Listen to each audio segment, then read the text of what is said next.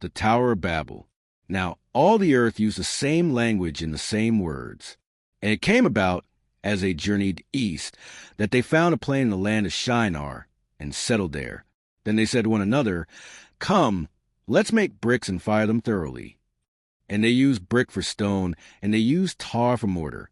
And they said, "Come, let's build ourselves a city and a tower whose top will reach into heaven, and let's make a name for ourselves. Otherwise we'll be scattered abroad over the face of all the earth." Now the Lord came down to see the city and the tower which the men had built. And the Lord said, "Behold, they are one people, and they all have the same language. And this is what they have started to do. And now nothing which they plan to do will be impossible for them. Come, let us go down and confuse their language, so that they will not understand one another's speech." So the Lord scattered them abroad from there over the face of all the earth, and they stopped building the city. Therefore it was named Babel, because there the Lord confused the language of all the earth.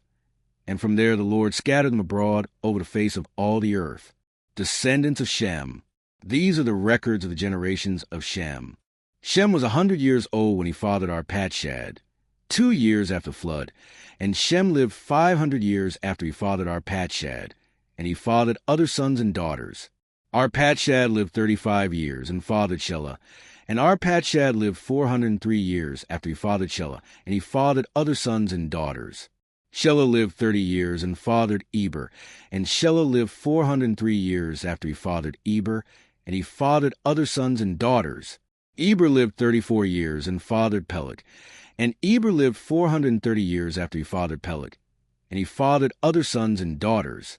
Peleg lived 30 years and fathered Reu, and Peleg lived 209 years after he fathered Reu, and he fathered other sons and daughters.